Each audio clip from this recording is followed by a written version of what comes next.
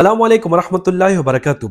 د جمعې د ورځې د یو ټکي یو وظیفه درته درخیمه کنه چې د الله رب العزت یو نوم دی او په ټوله هفته کې صرف یو ځل د جمعې په ورځ باندې د ماښام مونځ نفس چې تاسو دا وظیفه کوئ کنه نو الله رب العزت په تاسو ته دومره زیات عزت درکړي، دومره زیات عزت په الله تعالی درکړي چې بیا خلک صرف ستاسو نوم اوري نو دومره زیات په درته حیرانېږي چې ډېرې حیرانتیا د وجې نه به دا خپله ګوته په خوله کې ورکوي او ستاسو باره کې به دا سوچ کوي چې الله رب العزت دته دومره زیات عزت ورکوم، اخر څه د وجې نه الله تعالی دته دومره زیات عزت ورکوم.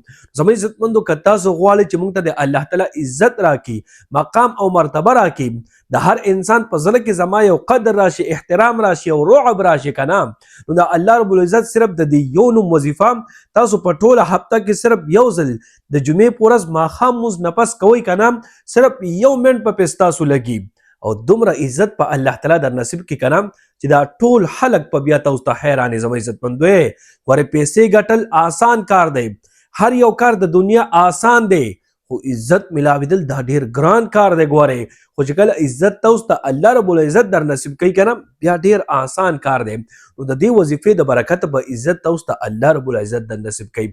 وظیفې ترتیب څنګه دی؟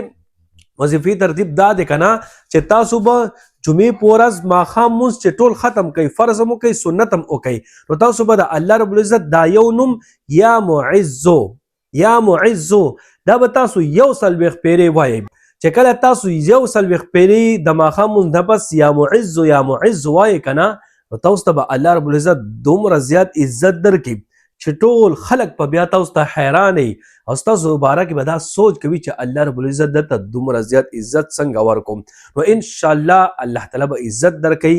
کوشش وکړئ زما عزتمندو چې دا وظیفه هر مسلمان شروع کوي. ټوله هفته کې صرف یو ځل ده او څونه لږه وظیفه ده، د الله تعالی یو نوم دی، په یو څلوېښت پیرې ویلو باندې به ستاسو څونه وخت لګي، یو منټ نه هم پې ستاسو کم ټایم لګي. زما عزتمندو بس یا معزو یا معزو یا معزو یو نوم دی د الله تعالی.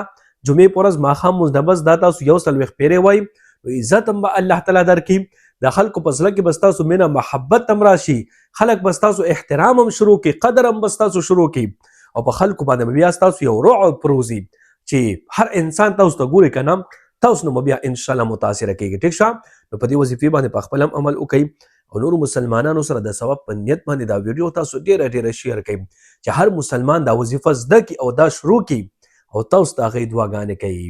الله رب العزت خوشحال آباد ساته. دعاګانې کوئ، دعاګانې به کوو. الله په امان.